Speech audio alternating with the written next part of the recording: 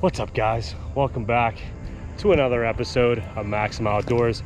We're back here at Caledonia State Park for our third and final installment from our 16th state park for the state park series. So in order to get a full idea and feel of this park before we do the next trail, you have to know a little bit about a man named Thaddeus Stevens. So let's talk about Thaddeus Stevens a little bit as these bugs attack me here. So let's go. Let's have a little chit chat. All right, so Thaddeus Stevens, who is he? Why do I want to talk about him? What does he have to do with Caledonia State Park? So I'm not going to make this a big long history lesson. I'm not going to bore you guys and put you to sleep. So anyway, Thaddeus was originally born up in Vermont in a small town named Caledonia. He was raised very poor. He was from a poor family, and he also had a club foot. So he had a lot of ridicule growing up, and that kind of influenced his life moving forward. All right, so eventually Thaddeus graduated college, and he graduated from Dartmouth, and eventually found his way down to Pennsylvania, Gettysburg to be precise, which is about 20 minutes away from here. So Thaddeus would open up his first or second law firm in the area.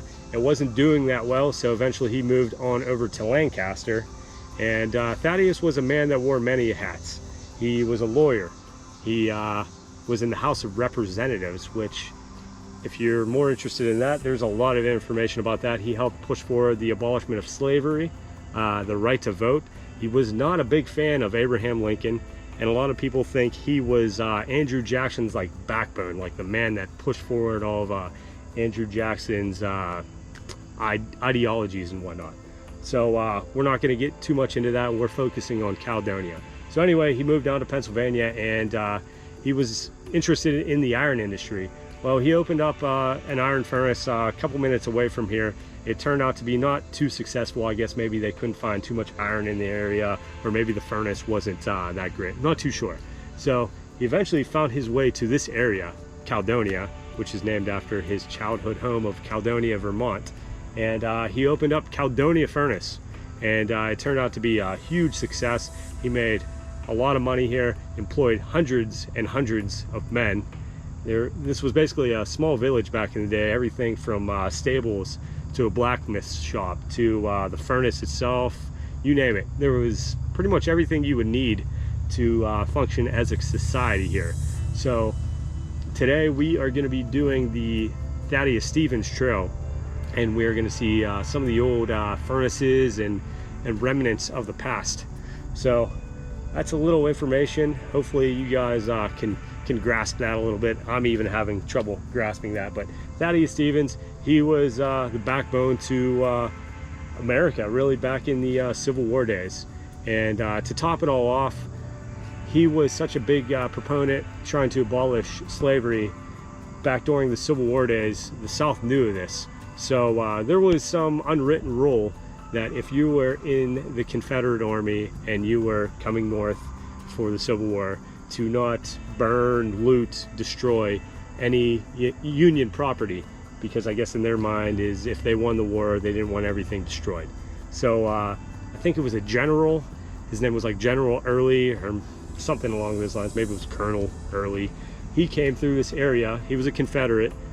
With his cavalry division, he came up through Maryland on his way to Gettysburg, and he came through this area. Now, mind you, they didn't destroy anything along the way. They came here, they knew Thaddeus was a big proponent, big anti-slavery guy.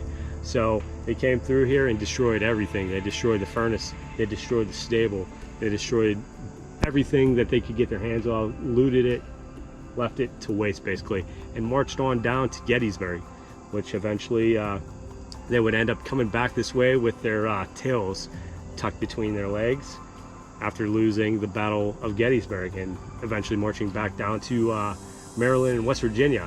So lots of history in this area for sure, but I just wanted to touch a little bit on it. So hopefully it makes this a little clearer and more enjoyable for you to watch and kind of learn some of this history.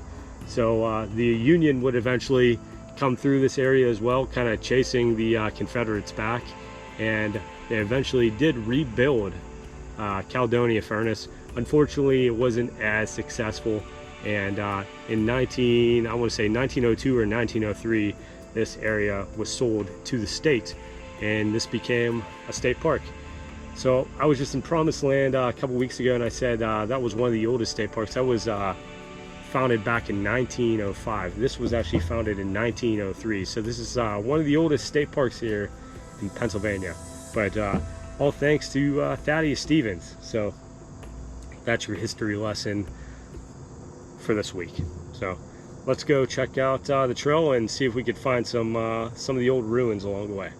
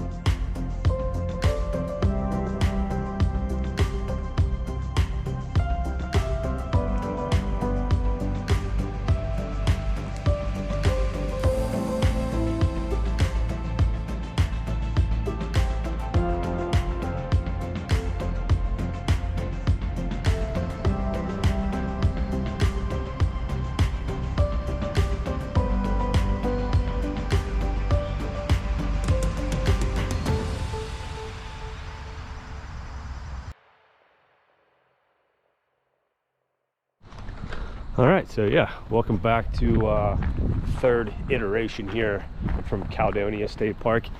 Maybe if you missed the last two episodes from here, go back and check them out. We checked out the old iron furnace in the first episode, as well as a pretty cool waterfall. And then last week, if you missed that one, we hiked the Appalachian Trail here in the park. And today, kind of saved the best for last, I'm hoping. And we're going to be going and checking out some of the old charcoal hearth furnaces, I believe they're called. So right now we're kind of retracing some of the area that we already covered here along the Conchachig Creek, as I'm calling it. So as you can see, beautiful little creek. The sun is just coming up over the hills right now.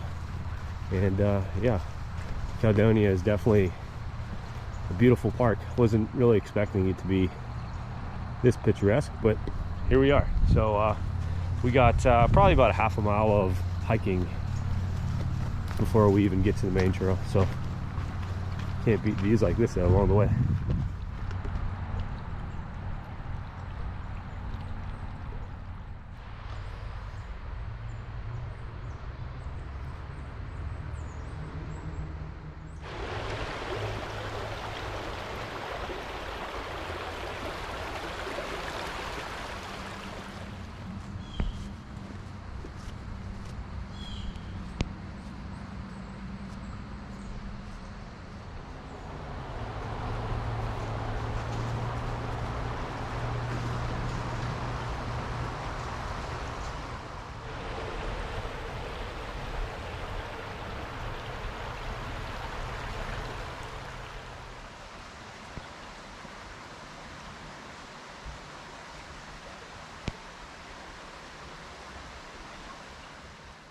All right, here we are, made it to the charcoal hearth trail.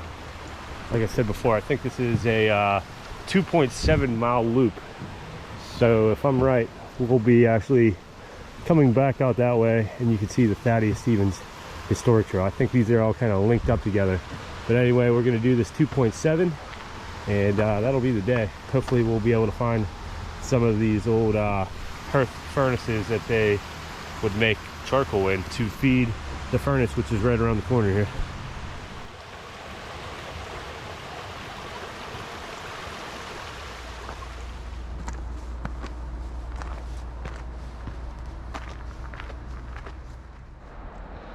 I don't know how well you could see it through here, but there's like an old rickety looking house through a couple trees right there, and then you can see Route 30 there in the distance. But right below that house is where the old iron furnace sits. So keep that in mind. You know, these furnaces weren't exactly close to the actual main iron furnace, so they would have had to haul all that coal down here and load up the top of that furnace. So it's another thing. If you missed part one, I'll show you a little bit about the furnace. I'm not a pro or anything by no means, but kind of get a better understanding if you watch that video as well.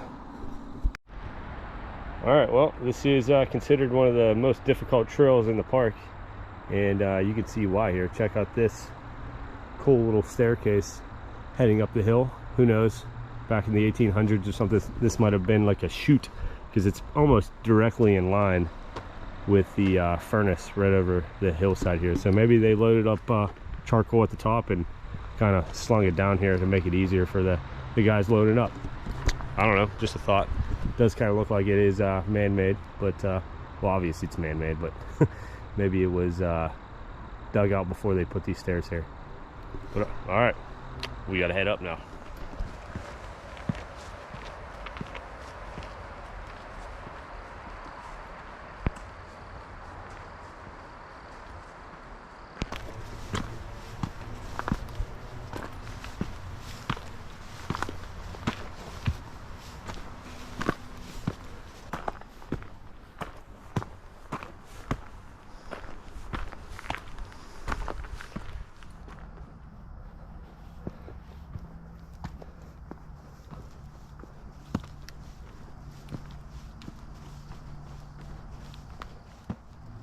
Another kind of interesting thing to think about that we talk a lot about on this channel is how Pennsylvania was pretty much completely logged back in the 1800s.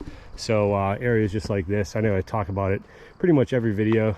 This area would have been all clear cut, but kind of hit home with the point is this furnace was kind of the culprit for all the deforestation around Pennsylvania, as well as, you know, mining and whatnot as well. But I mean, think if you were the owner of this furnace and you were turning profit, you know, making a lot of money, would you care if you cut down all these trees to turn a profit?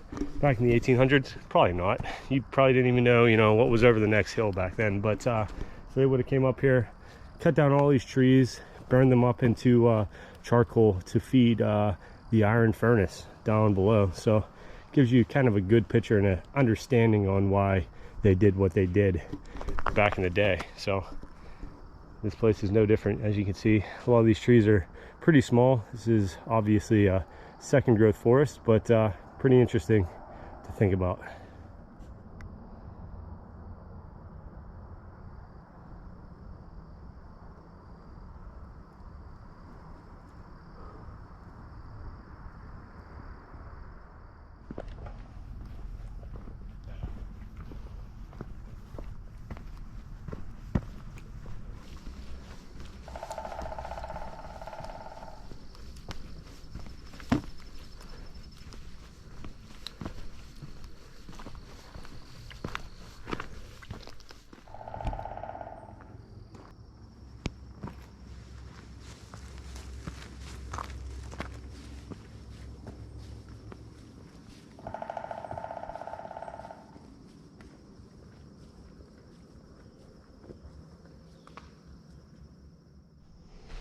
All right, well, I stumbled upon these guys. I believe these are something called honey mushrooms, if I'm right.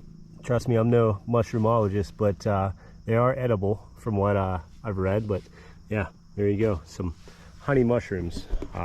Those are the first ones I've run into this year, and coincidentally, right across from this giant dead tree. Who knows if maybe that has something to do with it, but yeah. Nice look at some fungi here.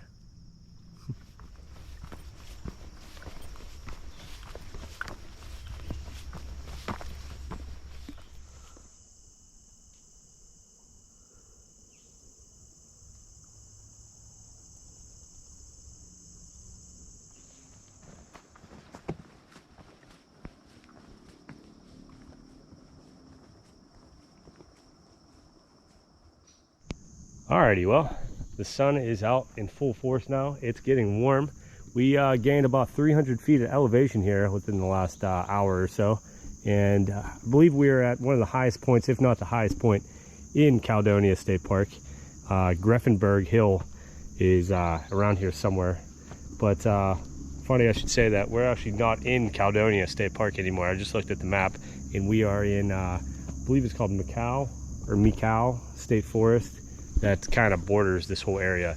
So we should start to head down here soon towards the old charcoal furnaces. But beautiful day. Said it last week. The sun is a little hazy due to all the wildfires out west, but I don't know if that's why this is giving me such out west vibes or what, but really cool area. And then I don't know how well you could see it on the GoPro, but there's a mountain ridge out in the distance there. I believe that's Blue Mountain. That runs all the way down to Maryland and Virginia, and of course is part of the Appalachian mountain range. So, all right, I'm gonna keep heading on here. It's been a pretty non-eventful trail so far, but sometimes those are nice to have. So, all right, coming up to a clearing down here, as well as a sign. So, not sure if this is one of the hearths or what.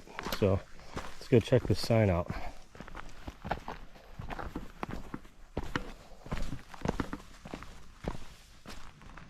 All right, here you have it, Hearth 1.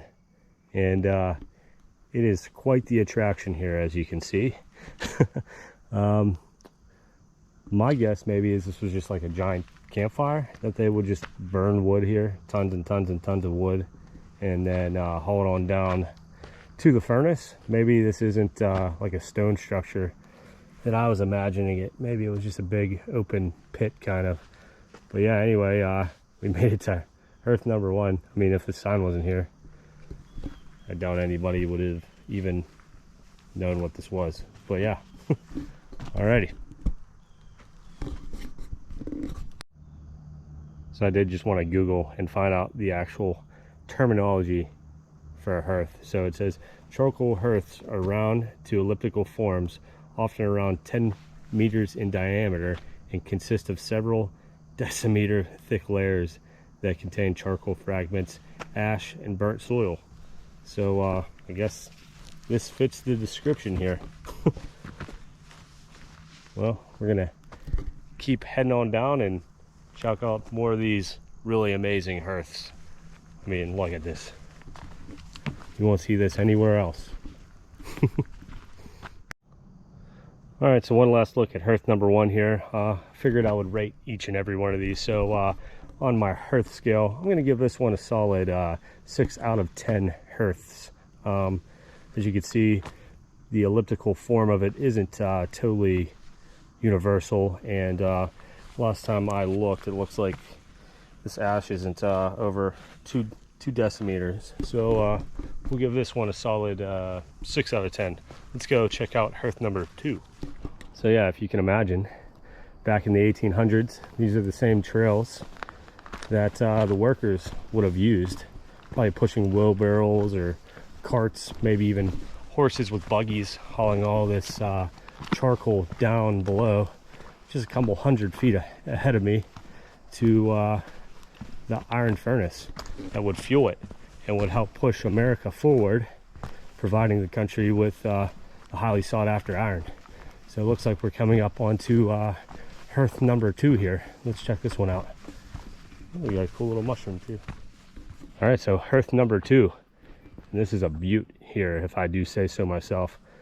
Probably twice the size of hearth number 1, and even closer to to the furnace, so workers probably liked working here more. But yeah, as you can see, the ground is still all charred up, all ash covered, and yeah, so this one's pretty nice, and it has 2 really cool mushrooms here as well. So I'm gonna give this hearth a solid 8 out of 10 on the hearth meter.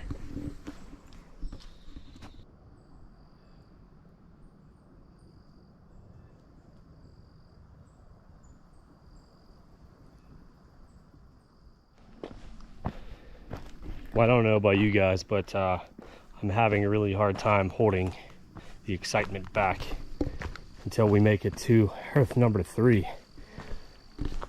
These things are just amazing. So, sarcasm aside, they are pretty incredible. If you think about it, I mean, imagine back in the day, you could have been on the other side of that mountain over there, and you would have been able to see these hearths from miles and miles and miles away.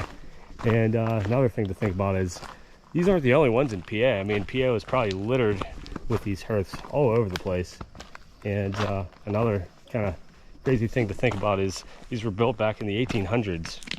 You know, that was a long, long time ago, and nothing has been able to grow where they're located at to this day. And it doesn't look like there's anything that's going to grow there anytime soon. So it just kind of shows you how detrimental us humans could be sometimes. So I think I see hearth number 3 up ahead, so let's go check that out together.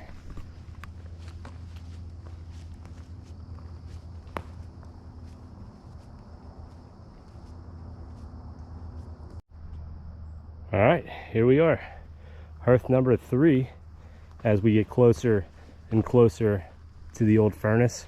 So I'm guessing the closer we get to the furnace, hearth 4 will actually be, from what I'm guessing, the oldest hearth. Because just guessing, they probably, you know, built these hearths, burnt everything around it, ran out of trees, and then had to keep moving up the hillside further and further and further. So you probably had guys out here cutting down trees, you know, every single day, hauling them down, and then you had guys down here burning all the wood. So hearth number 4, I'm gonna guess, is probably the oldest. They burned up all the trees and then moved on up to hearth number 3, and then hearth number 2, and hearth number 1. So we got one more to check out after this, and this is probably the closest to a restored area that I've seen out of the other 2 hearths. As you can see, a lot of the pine needles are kind of overtaking this area. You got trees growing. I think this is a little baby hemlock here, and yeah, not a bad one. I think hearth 2 was still cooler. I give this one a 6 out of 10 on the hearth meter, but for having that little baby hemlock there, I'm gonna give it an extra point. So hearth number 3, 7 out of 10. So let's go check out the grand finale here, hearth number 4. I can't wait. Well, looks like we have made it to hearth number 1 here. And I don't know how well you can hear it, but you can hear Route 30 out there in the distance. I can hear the creek down over the hill, so that means we're almost back. This is hearth 4, and like I said before, I'm guessing this is the oldest hearth here. They would have cut down all these trees, burned them, and yeah, you know the story by now. So we're probably still a good 5 to 10 minute walk away from the furnace, which is right over this hill here. But still, I mean, imagine pushing wheelbarrows and everything down there. You guys are probably tired of me saying that by now, but this is definitely the closest to being back to nature here. As you can see, I mean, there's some fully grown trees here that are probably 50 or 60 years old, maybe not that old, but I mean, there's trees growing out of this hearth. So I think that pretty much confirms what I said, that this is the oldest hearth here in the park. So that's gonna wrap up my little hearth tour. And of course, I can't forget to rate this one. This is probably the smallest one that we've seen. I'm gonna go ahead and give this a 4 out of 10 hearths on a hearth meter. So there you have it. We learned together today. Really had no clue what a hearth was. I was expecting like a brick oven or something in the middle of the woods, but apparently they're just big holes in the ground. So yeah, hopefully you guys enjoyed the episode. One more hill climb and we will be back at camp, just a couple 100 feet away from the Appalachian Trail right now.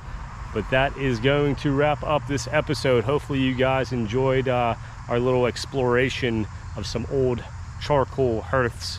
I think we both learned a thing or two today, and hopefully you guys all enjoyed the Caledonia State Park series. It definitely blew my expectations. I wasn't expecting this park to be this cool. So everything from the trail maintenance to the restrooms to the campground to the park rangers and everything here. Well done. Caledonia State Park gets 2 thumbs up in my mind. So yeah, that's gonna wrap up this video. If you missed the first 2, go ahead and go back and watch those. They're pretty interesting. The AT hike that we did yesterday, as well as checking out the old waterfall. So as always, if you aren't already, make sure you hit that subscribe button right there. Like the video if you can.